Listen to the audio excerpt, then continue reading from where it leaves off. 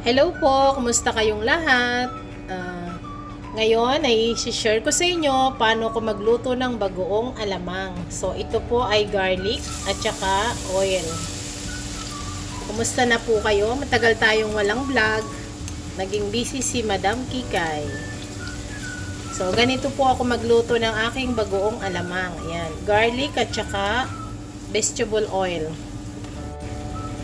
Ito naman po yung ating bagong alamang. Ayan. Galing pa po ng Pampanga to. So, ang ginawa ko ay pinatuyo ko doon na may konting mantika para hindi siya maging maging mabaho ang dating. Okay? So, ganyan po ang style ko. Lagay na natin yan.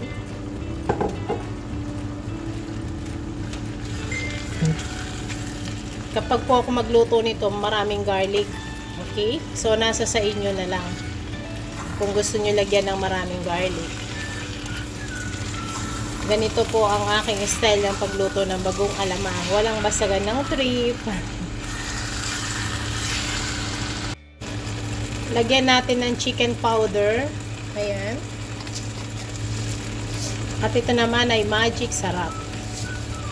Magkakulay po sila ha. Baka sabihin nyo iisa lang yan.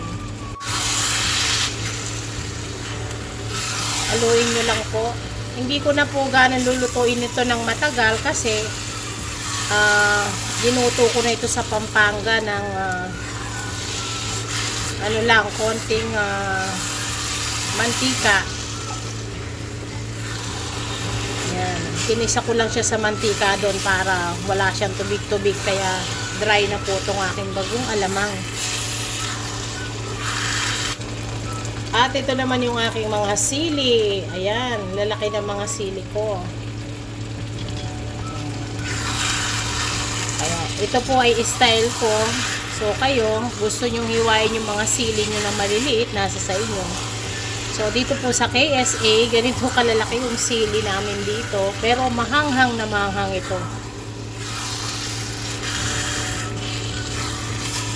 Kaya pag kakainin ko, doon ko na lang siya pinipiga. Ayan, ito siya oh.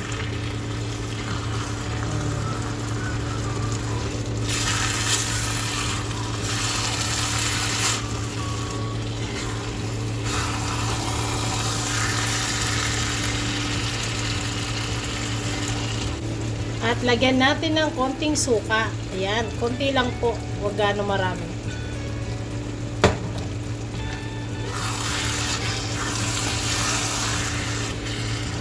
So, pwede nyo rin itong panggisa ng gulay, pang sausawan, kung ano yung gusto niyo. So, ayan, luto na po yan.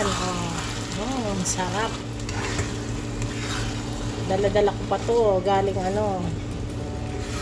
sa Pampanga. Ayan. So, luto na po yan, Kagaya ng sinabi ko, ito po yung sili namin dito sa KSA. Napakahanghang po to. Ito yung local nilang sili na parang labuyo kung tawagin sa atin. Ayan, ito ang ating siling labuyo. So sila naman, ito, ayan, napakahanghang yan. So anguhin na po natin dahil nagmamantika na siya. Luto na to. Maraming salamat po mga madam. Sana nagustuhan nyo po tong aking bagoong alamang. Version ko po ito. Kung ano yung gusto ninyo, paano pagluto, nasa sa inyo. Maraming salamat po. See you on next vlog.